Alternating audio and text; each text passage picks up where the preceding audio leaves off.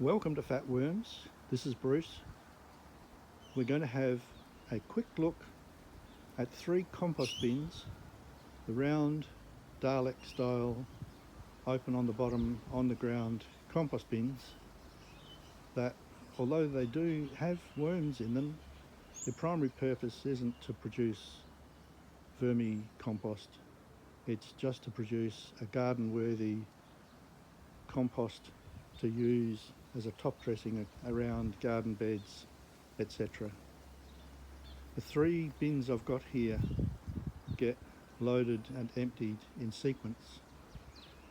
So at the moment we have one bin, this little Dalek here, that is almost full. This little triangular headed Dalek is just starting out. It's virtually empty. It's just got enough in the bottom of it to start a process going in readiness for being filled up. And hiding in the undergrowth, we've got the stealth bin, which has been filled. It's been full for over a month now. It was completely filled to the top, and it's now rotting down or being eaten down by the biota, including the red wiggler worms that are in there eating anything that's edible.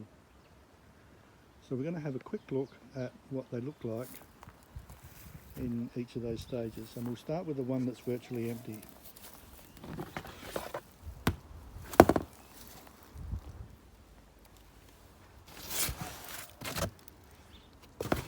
It has a bedding of carbon rich shredded paper and coconut coir and sawdust over a small layer of combustible green material. This has been here for a bit over a week since the last little bit was put in, and it's quite warm. The process generates a lot of heat to begin with. There are some worms, just enough to kick it around. There's one hiding up here. Oh no, that's not a worm. Oh, I won't dig them out. But there are worms in there, not very many, just enough to get it ready for the influx of a lot of green material and more carbon rich material in layers as the new material becomes available.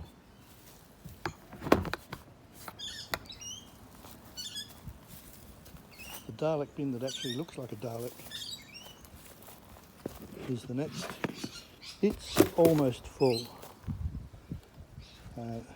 Each of the bins has a cardboard lid inside to keep everything down. This is taking a lot of green material at the moment. There's a little bit of carbon rich material as well, but this time last week it took almost 20 litres of waste green material from a voluntary kitchen organisation. In amongst there are quite a few worms. They're quite deep down in it for red wiggler worms that are normally up at the top.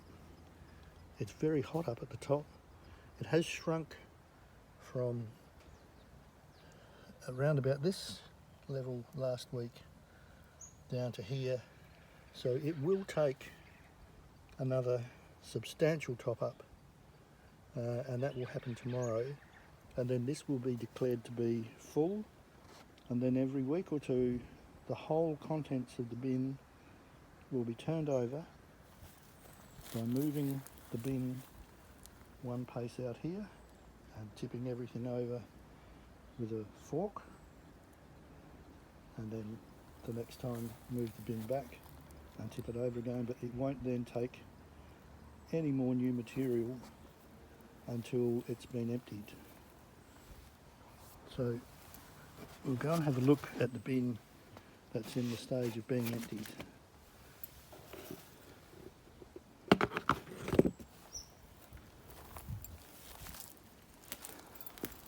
So this is the stealth bin hiding behind all of the other things in the garden. It has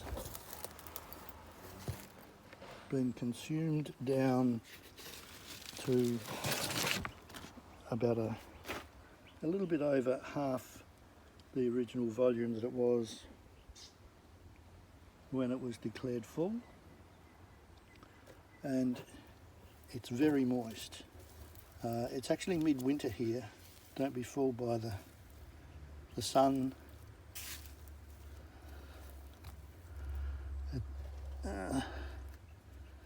And it's got quite a colony of red wiggler worms in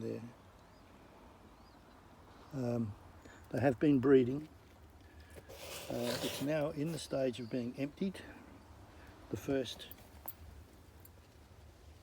batch of compost was taken out today, and it can't be processed down into garden ready compost while it's this wet. It goes through a 5mm or roughly 1/4 inch sieve to remove any of the live worms and any of the large pieces, and it leaves us with a lovely, not powdery, larger than powder, but a lovely crumbly fine compost to use as a top dressing in gardens or in any part of the garden system, even on lawns, vegetables, garden beds and the like.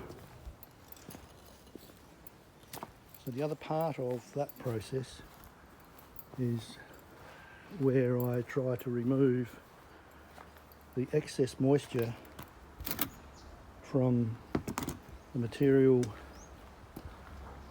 that comes out of the bin that's being emptied.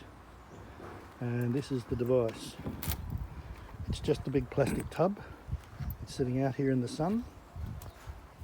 It won't get overheated here in the sun. It is winter. It is sunny at the moment, but it will be raining in the next day or two.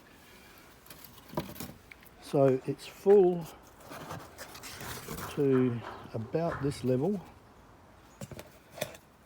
and you can see this is what comes out of that bin. It's quite crumbly, but it is just too moist for it to go through a sieve, and we want to sieve out anything that looks like this and retain everything that looks like this. And we also want to extract everything that looks like a worm. That's a weed that can go. And in here, they may have all run away from me. They've probably all gone down a level. What you can't see is that this bin has layers of composted material straight out of the bin. It's too damp, and then a layer of cardboard, and then more composted material, and then more cardboard, and then more composted material, etc, etc, etc, as well as some cardboard on the sides. And the purpose of the cardboard is to absorb excess moisture. It will absorb up to a point, and as well as that, and this is the sort of thing that needs to be sifted out, as well as that, because there's this airspace at the top and this long side catches the afternoon sun, moisture will be driven out of the material. So as this top layer gets drier, oh, here's a wormy. Oh, lovely little, this is a quite young wormlet, one of my red wigglers. As this top layer dries out, I'll take this material out and its layer of cardboard, and I'll sift it, and the resultant compost will go into 10-litre bins and will be either sold or given away or used in our own garden. So I'll put the lid back on.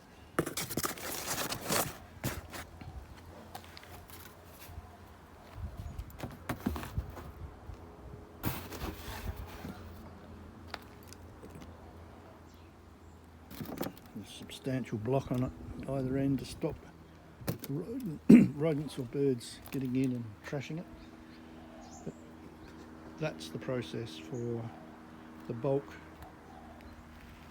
compost bins. Currently running 3. We'll soon be getting 3 more and running 6 bins in parallel with each other, but just out of step with each other. I hope you enjoyed that.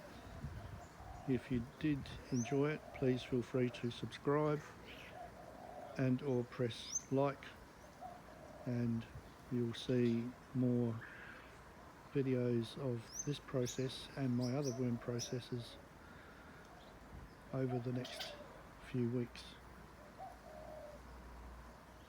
Thank you.